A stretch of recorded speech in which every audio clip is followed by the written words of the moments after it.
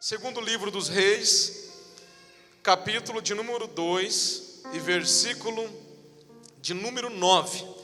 Segundo Reis, capítulo 2, versículo 9. Diz assim: Sucedeu, pois, que, havendo eles passado, Elias disse a Eliseu: Pede-me o que queres que te faça, antes que seja tomado de ti. E disse Eliseu: Peço-te que haja porção dobrada de teu espírito sobre mim. Amém? Pode fechar a tua Bíblia, também fecha os teus olhos. Pai, obrigado por esse dia, obrigado por tudo que o Senhor tem feito nas nossas vidas. Obrigado, Senhor, pelo livramento, obrigado pela providência, obrigado pelo teu Espírito Santo. Obrigado pela chance e oportunidade de estarmos aqui.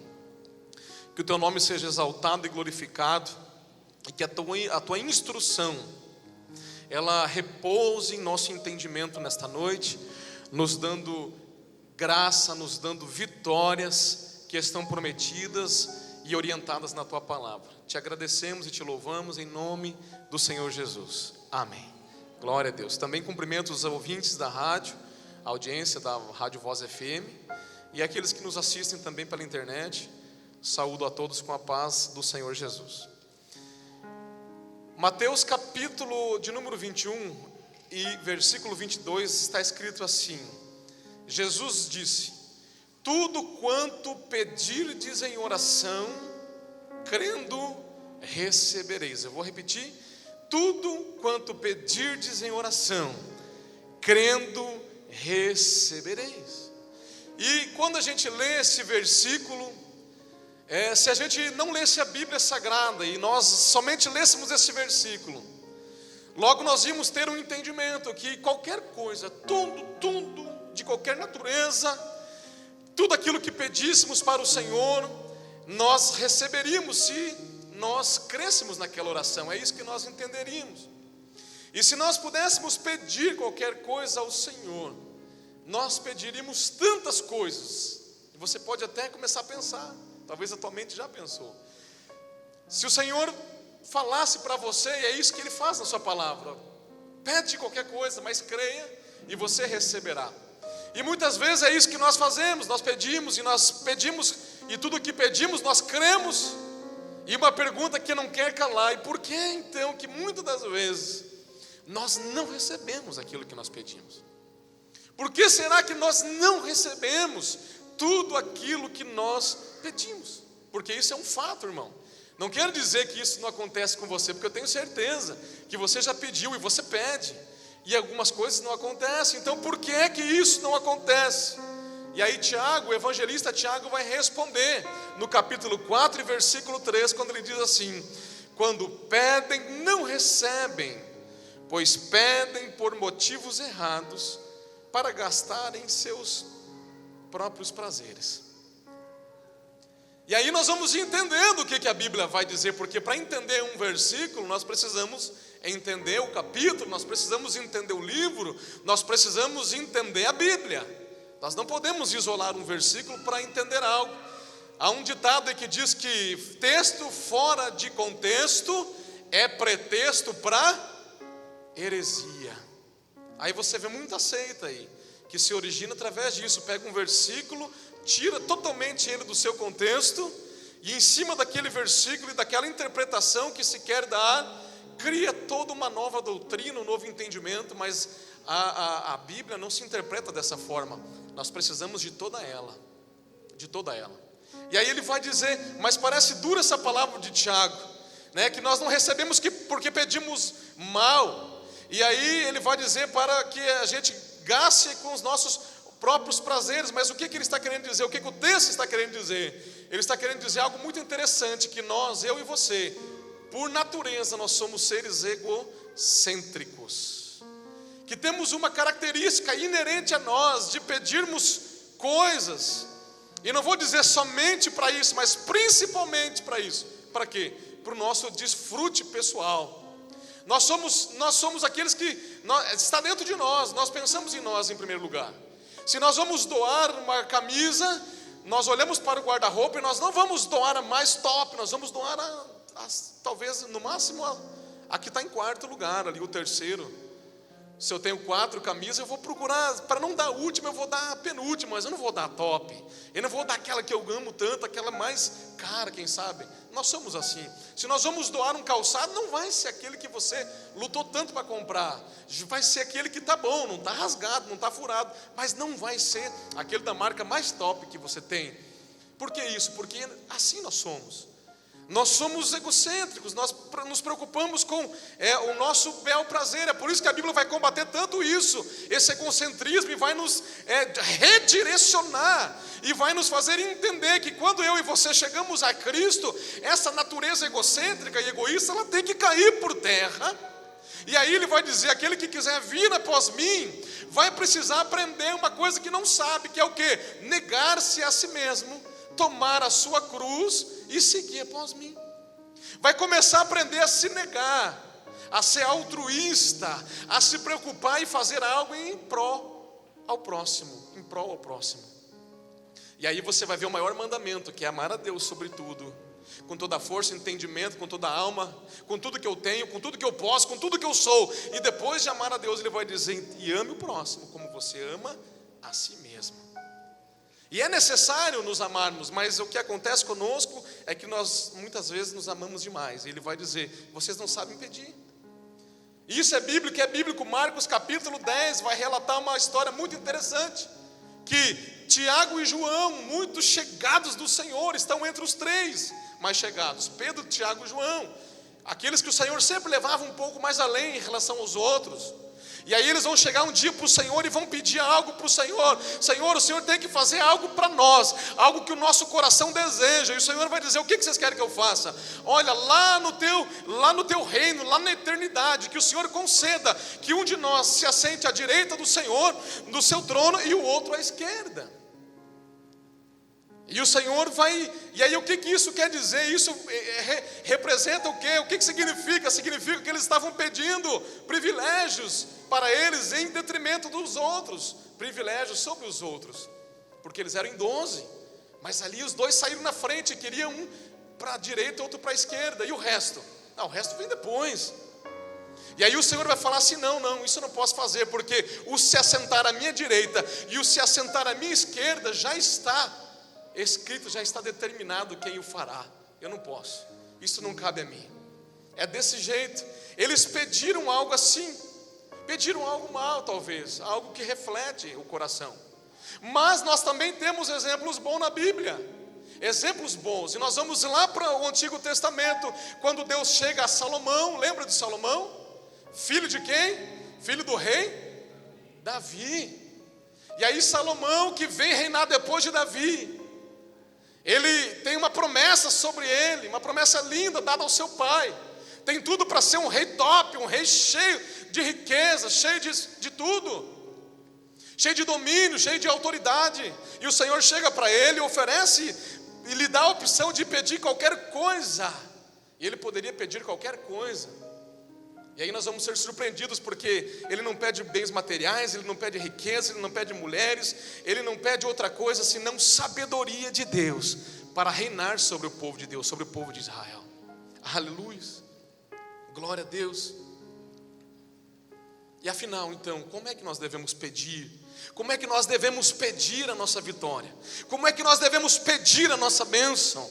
Como é que nós podemos pedir algo para o Senhor? Ou o que é que eu posso pedir para o Senhor para que de fato eu receba? E aí João vai escrever na primeira carta, no capítulo 5 e versículo de número 14, ele vai dizer, 1 João, não precisa abrir, só escute.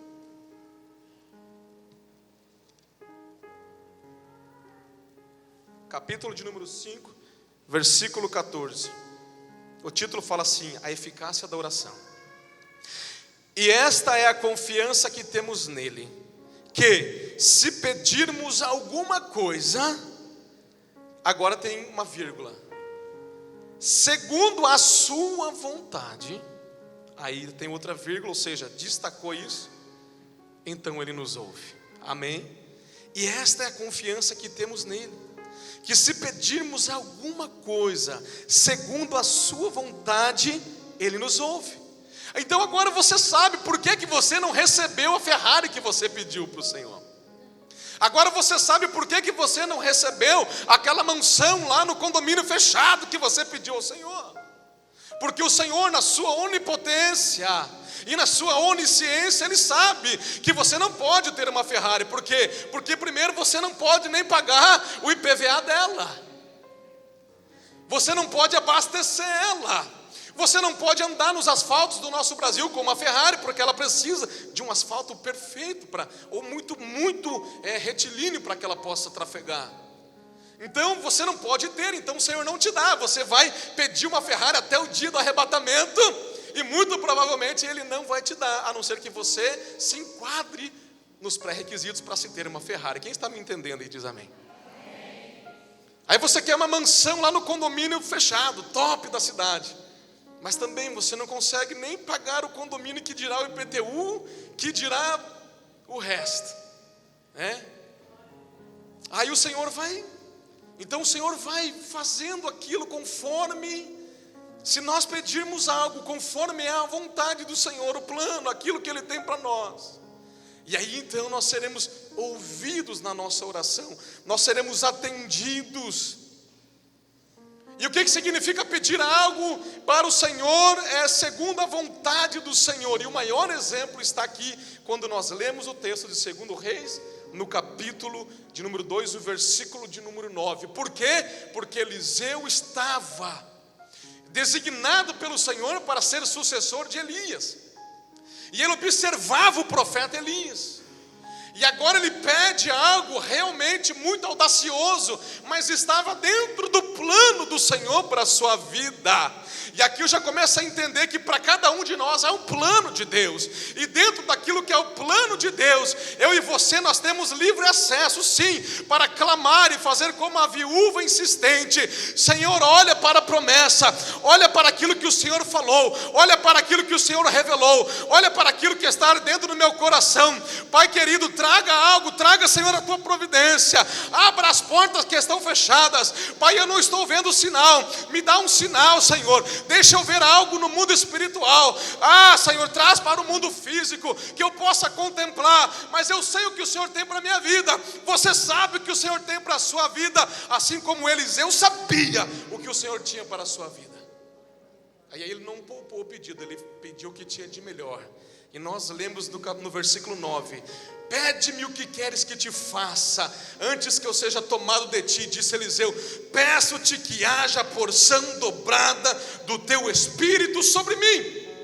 E aqui eu começo a entender algo profundo, irmão, que não há outra coisa melhor, mais nobre, mais plena, completa para eu e você pedir ao Senhor do que a presença do Espírito Santo sobre as nossas vidas. Porque a presença do Espírito Santo sobre nós vai garantir a vitória que eu e você precisamos nas nossas vidas. Na área que for, Ele vai garantir a vitória na minha saúde, na tua saúde, na minha família, na tua família, na minha finança, nas tuas finanças, no meu ministério, no teu ministério. Aí o Espírito Santo, que é poderoso, que é Deus habitando em nós. Porque Paulo diz que nós somos templo e morada do Altíssimo, do Espírito Santo. Ele nos dá direção, Ele nos dá revelação, Ele nos dá entendimento, direcionamento, alinhamento, para que então tudo flua e seja próspero nas nossas vidas. Quer vitória? Precisa de vitória? Peça hoje, comece a pedir o Espírito, a unção, a sabedoria, o poder, a revelação do Espírito Santo sobre a tua vida, a tua esposa, o teu marido, a tua casa, e as vitórias de Deus chegarão sobre a tua vida. Alabaste, andarabacai. Não há nada mais nobre, sublime, grande e poderoso do que ter a presença do próprio Deus sobre as nossas vidas. Ele vai garantir a vitória sobre nós.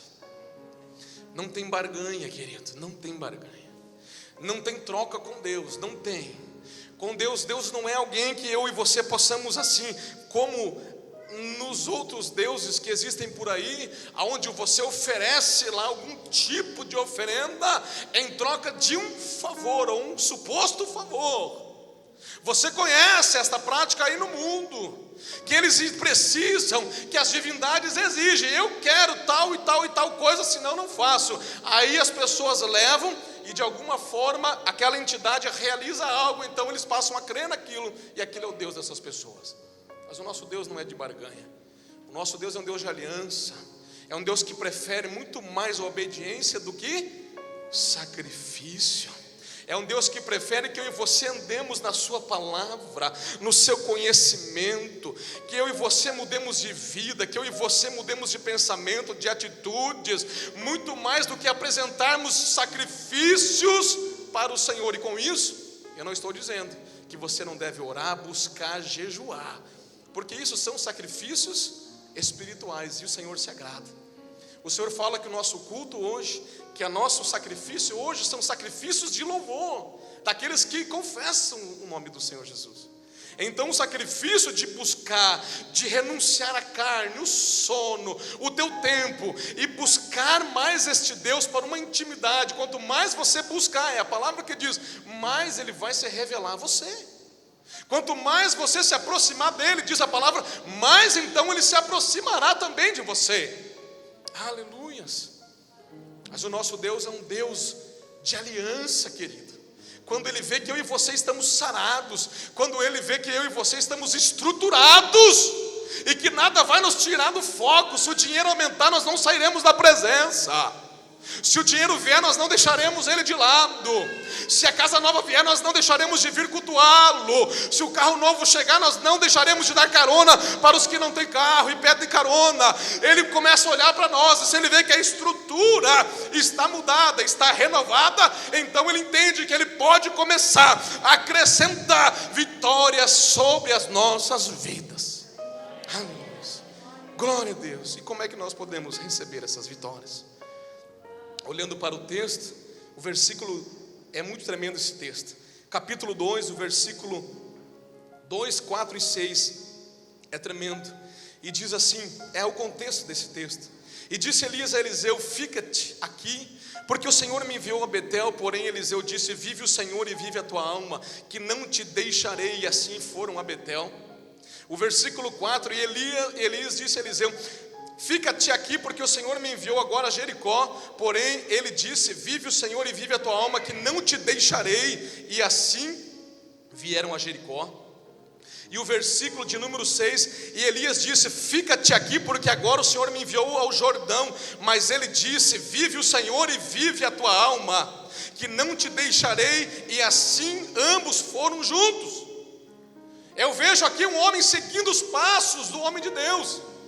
Eu vejo um homem aqui preocupado em seguir os passos do homem de Deus. Eu vejo aqui um homem preocupado em estar e permanecer colado no homem de Deus, que aqui no Antigo Testamento o profeta representa a presença de Deus.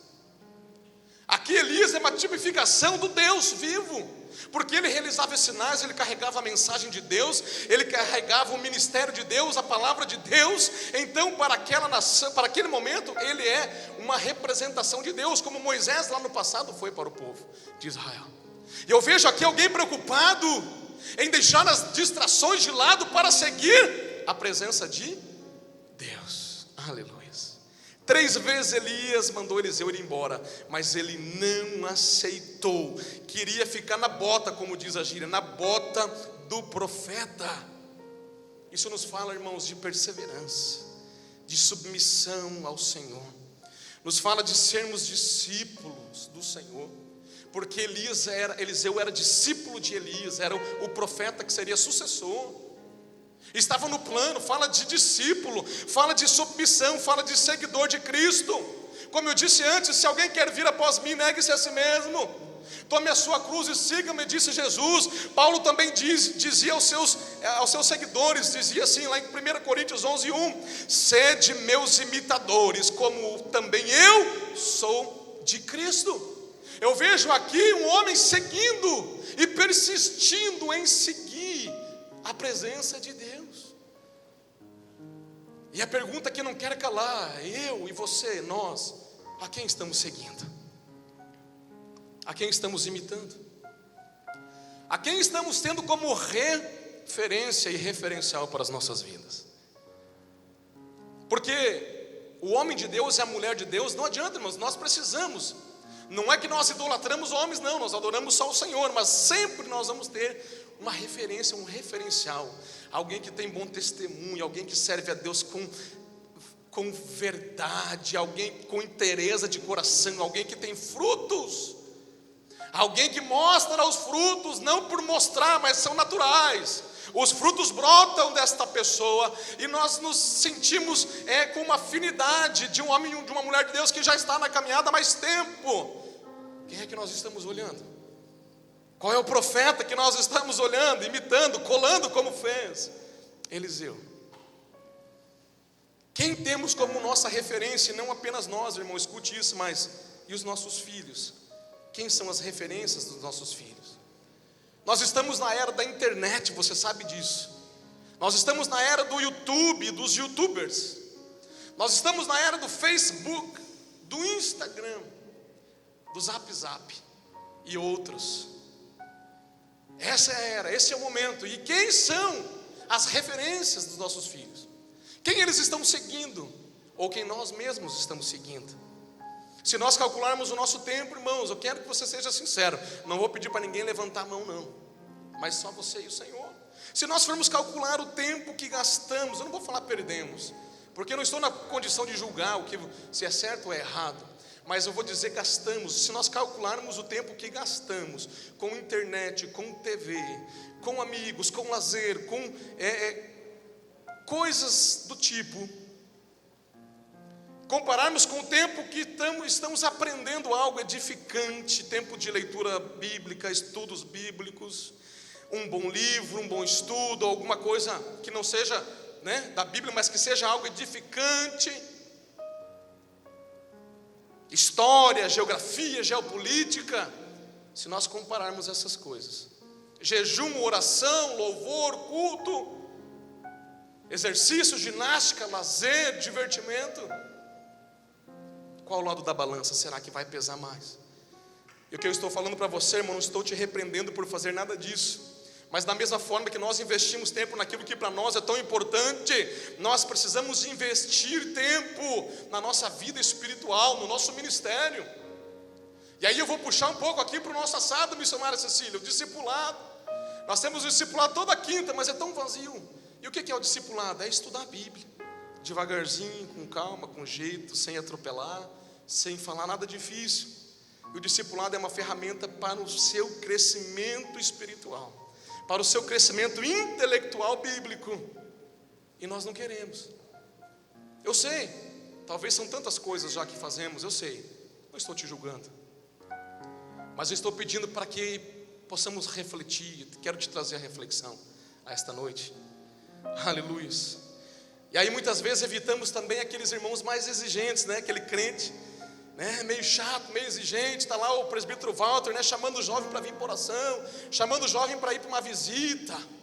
Está lá, os líderes de departamento tentando chamar um, chamar outro. Está ali a Débora tentando chamar um, chamar outro para fazer o teatro, para ensaiar. E aí muitas vezes nós fugimos desses crentes porque achamos eles mais chatos, mais exigentes. Mas o que nós não entendemos é que muitas vezes é isso que nós precisamos: alguém que nos ajude a nos mantermos na presença de Deus, mais vigilantes, mais dedicados, mais ligados nas coisas do Senhor. Porque já diz um ditado aí: mente vazia é oficina do diabo, do capa preta. Como diz, os antigos. Com quem nós temos andado? Eliseu não queria saber de outro, não. Eliseu queria andar com o profeta. Eliseu queria andar com a presença de Deus. Então, para que possamos obter as vitórias do Senhor, isso aqui é princípio bíblico, irmão. Não adianta você se iludir. Mas lá na televisão tem o pastor que promete que se eu fizer tal coisa, eu recebo tal coisa. Isso é heresia, não é Bíblia. Não é evangelho isso. Procuremos ser servos, procuremos andar com servos do Senhor, procuremos edificar a nossa vida na presença de Deus. Ande com quem é de Deus, Busque quem é de Deus, aceite o convite de quem é de Deus. Não precisa viver todos os dias na igreja, não estou falando isso. Também não adianta nada virar um religioso santarrão, que no fim você larga tudo, por causa do cansaço, do estresse, da fadiga. Não. Mas que possamos entender o valor da presença de Deus. Como é que podemos então receber vitória? Seguindo os passos do Senhor. Como é que nós podemos receber vitória? Versículo de número 10 também fala algo, eu vou ler para você. E disse, aqui é Elias dizendo para Eliseu: coisa dura pediste. Olha aí, ó. Imagina, irmão, ele pediu porção dobrada do Espírito que estava sobre Elias, pediu a unção dobrada. Olha o que Elias responde, natural. E disse, coisa dura pediste, varão. Aqui o varão é da minha é a tradução segundo o pastor Carlos, tá? Coisa dura pediste, mas olha, se me vires quando for tomado de ti, se me vires, se estiver com os olhos em mim, em outras palavras, assim te fará, porém se não se fará. Então qual que é o segundo passo para podermos tomar posse das vitórias de Deus? Manter o foco no Senhor. Amém? Diga, mantendo o foco no Senhor. No dicionário da língua portuguesa, foco traz a seguinte, uma das definições: ponto ou lugar onde se concentram certos fatos. Então, ponto ou lugar onde se concentram certos fatos ou fenômenos. Ou seja, foco é o centro da atenção, é o centro das atenções. Foco é o centro. Foco é o centro, né? Foca aqui em mim, todo mundo vai olhar para mim, virei o centro. Foca lá no irmão Alex, todo mundo focou no Alex. É o centro da atenção, tá? E perceba algo muito forte: a condição para que Eliseu recebesse da porção dobrada do Espírito, ou seja, a unção dobrada, a condição era que a condição que estava em Elias era que Eliseu, aliás, a condição para que Eliseu recebesse da porção dobrada do Espírito que estava em Elias, era que Eliseu estivesse focado no profeta e o visse sendo levado por Deus, ou seja, que as coisas de Deus estivessem no centro das atenções de Eliseu. Aleluia. Ele tinha que estar focado e atento no processo. Ele tinha que estar focado e atento no mistério. Ele tinha que estar ligado no Senhor. Não podia tirar os olhos do profeta. Se ele tira os olhos do profeta, ele perde a porção dobrada que ele tanto fez, que ele tanto queria, o que ele tanto fez por merecer, digamos assim. Se ele tira os olhos olha a condição, você tem que estar olhando na hora que o mistério desenrolar. O que era o mistério? Deus ia tomar Elias da terra, ia levá-lo vivo para o céu, e ele tinha que estar focado. Se ele olhasse para a escola de profetas, e naquele momento acontecesse o arrebatamento, ou o rapto ali, ele perdia. Se ele olhasse lá para a outra escola de profeta, ele perdia, ou seja, ele precisava estar com os olhos focados no Senhor.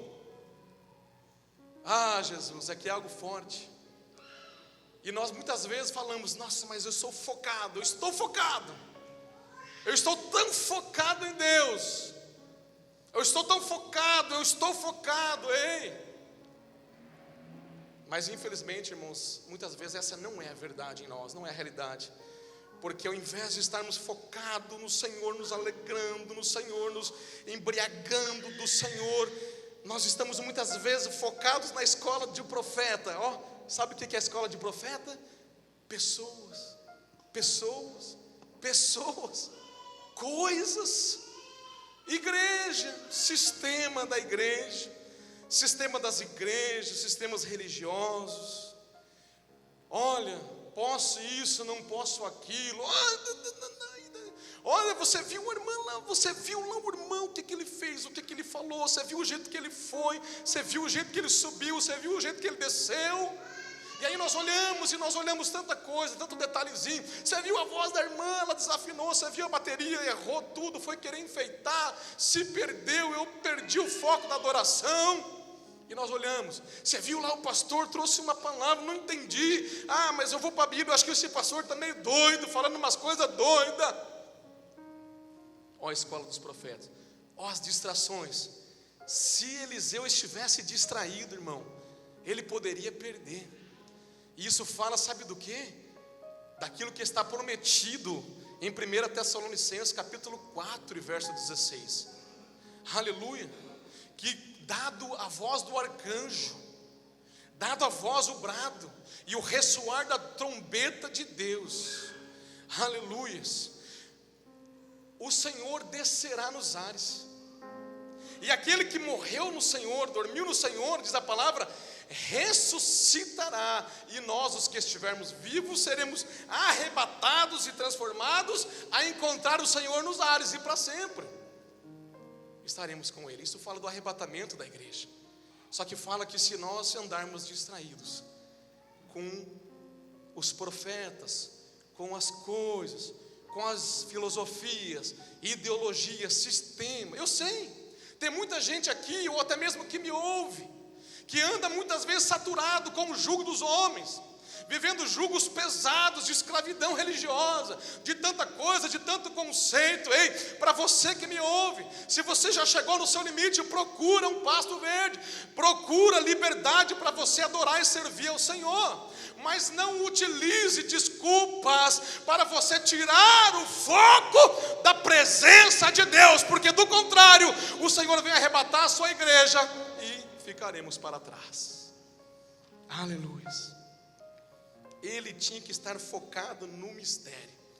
E aí eu me lembrava de um texto que está em Hebreus capítulo 12, versículo 1 ao 3, que diz assim: portanto também nós, uma vez que estamos rodeados por tão grande nuvem de testemunhas, livremo-nos de tudo o que nos atrapalha e do pecado que nos envolve, e corramos com perseverança a corrida que nos é proposta, tendo os olhos fitos em Jesus, autor e consumador da nossa fé. Ele, pela alegria que lhe fora proposta, suportou a cruz, desprezando a vergonha, e assentou-se à direita do trono de Deus. Pensem bem naquele que suportou tal oposição dos pecadores contra si mesmo, para que vocês não se cansem nem se desanimem. Aleluia. Não saia do foco, não perca o foco. O Senhor Jesus não merece que eu e você percamos o foco, Antônio. O Senhor Jesus, Ele morreu naquela cruz. Olha o texto: suportou a vergonha dos pecadores, suportou a aflição, a humilhação, o escárnio, a tortura, o espancamento, suportou, aleluias, tudo aquilo que havia de ruim naquele tempo. Por quê? Para que eu e você pudéssemos, através do perdão conquistado por Ele na cruz do Calvário, do seu sacrifício, do seu sangue, sermos perdoados, e naquele dia não estarmos condenados como os ímpios estarão, porque não aceitam este sacrifício. Tudo isso Ele fez para que eu e você militássemos a sua causa, para que eu e você lutássemos a sua causa, levantássemos a sua bandeira. Aleluias. Quem quer ser abençoado? Quem quer ser abençoado aqui nesta noite? Diz amém. Amém. Então fita os olhos em Jesus, foca os olhos em Jesus, porque Ele fala também, João 11:40, se creres, verás a glória de Deus. E se os meus olhos e os teus estão cansados ou doentes, ou estão desanimados ou enfraquecidos, faça, aleluia, uma oração e peça para que o Senhor abra os nossos olhos, assim como Ele abriu os olhos de Saulo no caminho para Damasco. Aliás, lá já na casa, lá em Damasco, quando ele foi cegado pela presença gloriosa de Deus, mas não poderia permanecer cego. Então o Senhor envia o profeta para orar e para que os olhos espirituais, e não somente físicos de Saulo, pudessem ser abertos. Ei, eu e você, por mais que estamos enxergando fisicamente, não precisamos de óculos talvez, nem lente de contato, mas espiritualmente talvez estamos cegos, estamos sem entender nada, sem contemplar nada, sem enxergar nada. Eu e você precisamos fazer uma oração sincera: Pai, abra os nossos olhos espirituais para que possamos ver e contemplar a tua glória. Quem acredita e recebe isso diz amém. Alamassuriandará. Mantenha o foco, mantenha o foco. E para finalizar, o tempo voa.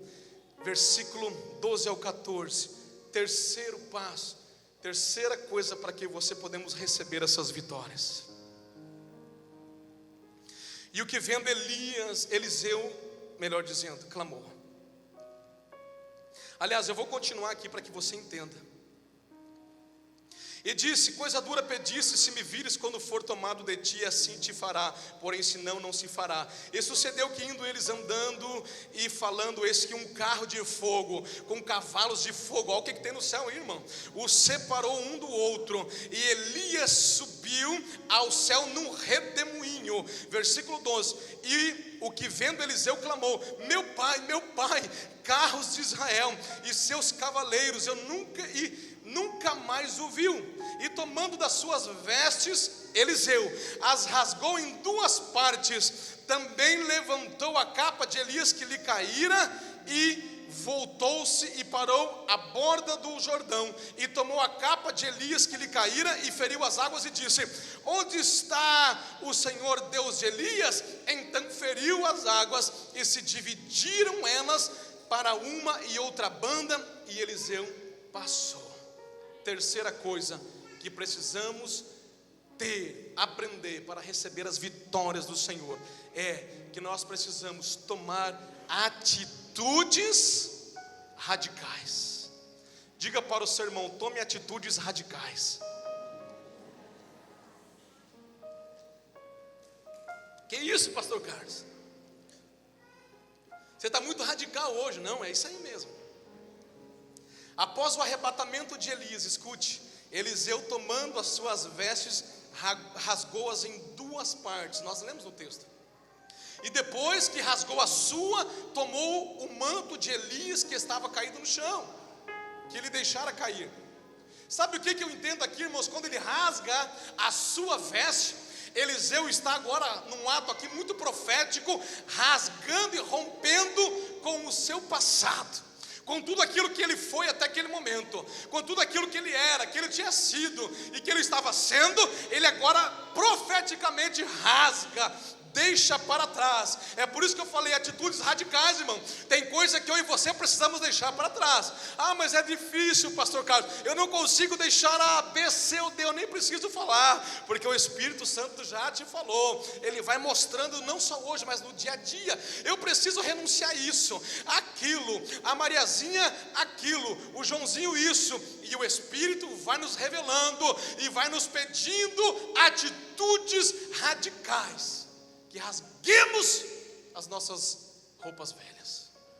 Mas não só isso, tomemos o manto do profeta sobre nós, vestindo a veste de Elias. Ele estava dizendo: eu estou deixando sim o velho para trás, mas eu estou agora me revestindo do novo. E Paulo vai falar isso em Efésios 4:22 em diante, no sentido de que quanto ao trato passado, vos despojeis do velho homem, que se corrompe segundo as concupiscências do engano, e vos renoveis no espírito do vosso entendimento, e vos revistais, olha a roupa nova, olha o manto novo, e vos revistais do novo homem, criado segundo Deus, em justiça e retidão, procedentes da verdade. O cristão tem que se revestir da roupa nova. Aleluias! O cristão tem que tomar atitudes radicais.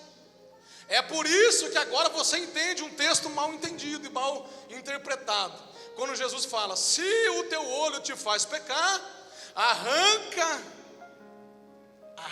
ele fora, e entra, e se a tua mão faz pecar, corta, decepa ela fora.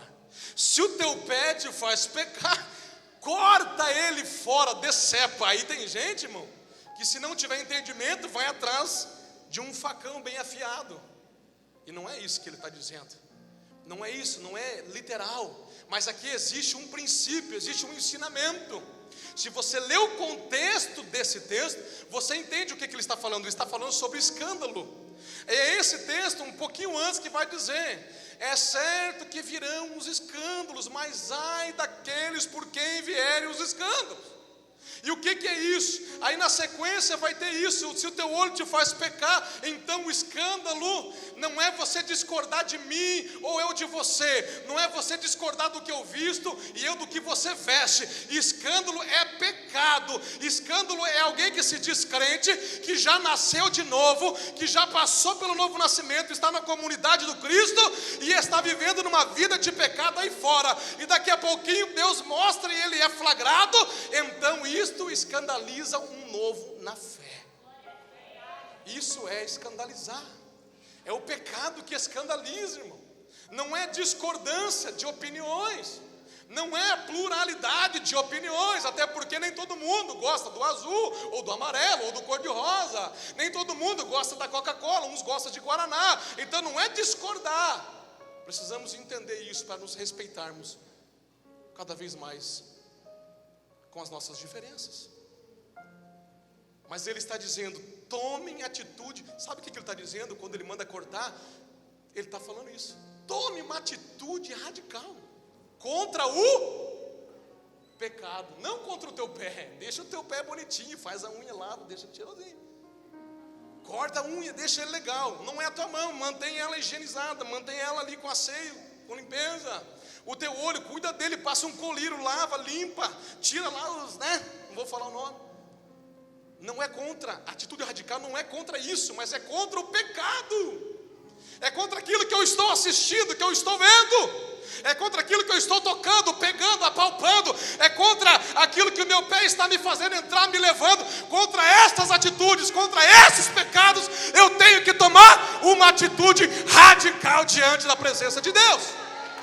Dê um aplauso a Jesus, porque Ele merece. Oh, glória a Deus, aleluia, eu sinto Ele, que Ele mandará passar. Aleluias, aleluias, aleluias, aleluias. Então quando você sair daqui desta noite, saia com um manto sobre a tua vida, revestido. Tome ele, deixa o velho para trás, deixa as coisas velhas, o velho pensamento, o velho entendimento, a ignorância, deixe, passe a entender as coisas como elas são. Passe a andar segundo os passos do Senhor. Passe a estar perseverando com o Senhor e com um servo e uma serva de Deus. Passe a dar tempo de qualidade para o Senhor. Passe a estar mais focado no Senhor. Passe a ter atitudes radicais para o Senhor, irmão. E atitude radical, volta a falar, é renunciar ao pecado. E aqui eu tenho que fazer um parênteses, irmão, porque se você for ler lá Ezequiel sem entendimento, você vai numa linguagem profética lá, missionária Cecília, e você vai ver que em um determinado momento, Deus manda eles cozinharem comida em cima de fezes. Mas aquilo tinha um significado profético. Você precisa, por isso que eu digo, nós temos que entender a palavra. Eu não posso ler lá e passar a cozinhar alimento em cima de fezes, não, eu preciso entender. Eu tenho que ler lá Oséias e entender que quando ele manda casar com uma prostituta, ele queria dar uma mensagem ao povo de Israel. Eu não preciso, porque está escrito lá, procurar uma prostituta para casar, ainda que, a não ser que eu queira, que alguém encontre uma e queira casar com ela e tirar ela dessa vida. Glória a Deus por isso. Quem está me entendendo aqui diz amém. Atitudes radicais então contra o meu irmão, contra o meu líder, contra a minha igreja, contra aquela vizinha, contra aquele parente. Não. Atitudes radicais contra o pecado que me afasta da presença, do propósito, do projeto que Deus tem para a minha vida. Aleluia. E concluindo, João 15:17 vai dizer algo muito forte. se permanecerdes em mim, e as minhas palavras, olha a importância da palavra, e as minhas palavras permanecerem em vós, pedireis o que quiserdes e vos será feito. Mas para isso eu preciso permanecer nele, e as palavras dele em mim. Glória a Deus. E aí eu vou entender algo, irmãos, que Deus não quer apenas me dar uma bênção, mas Ele quer que eu e você sejamos uma bênção. E por isso precisamos do poder do Espírito, e por isso precisamos da porção dobrada, e por isso precisamos mais e mais e mais e mais da presença de Deus. E a unção de Deus vai nos fazer ser vitoriosos, não só no momento, não só no hoje, mas no amanhã também. Sabe por quê? Porque o texto ainda vai terminar dizendo o seguinte: que mesmo depois de morto, Eliseu fez milagre. Ah não, agora pronto, agora você pirou mesmo. Não, mesmo depois de morto, sabia disso? Mesmo depois de morto, diz a palavra. Olha só a porção dobrada. A história, a bibliologia, a história bíblica, e se você contar, você vai entender que o profeta Elias operou 13 milagres e o profeta Eliseu justamente o dobro, 26. Então, quando nós temos o Espírito sobre nós vamos operar sobremaneira, nós vamos fluir com graça, com poder, nós vamos fluir com abundância, nós vamos experimentar o novo de Deus, o escondido, o oculto, quando nós estivermos cheios de Deus. E nem a morte vai deter o legado que a presença de Deus irá nos deixar. Porque diz a palavra de Deus que em uma certa ocasião jogaram um defunto em cima dos ossos de Eliseu, e quando este corpo morto, sem vida, diz a palavra, encosta, toca nos ossos do profeta Eliseu, que já tinha morrido, obviamente, estavam ali os seus ossos, quando aquele corpo, aquele morto, toca nos ossos de Eliseu, diz a palavra que aquele homem, no exato momento que toca os ossos, ele volta à vida, porque mesmo depois de morto, o legado continua. Explica melhor, pastor. Você vai ser cheio, Deus vai te encher, as vitórias virão sobre você, a tua história vai ser uma bênção. Mas quando o Senhor te chamar, não vai parar por aí, porque a tua descendência, os teus filhos, os teus netos, a tua geração receberá e continuará com a bênção e a vitória de Deus sobre a sua vida. Quem acredita aí diz amém.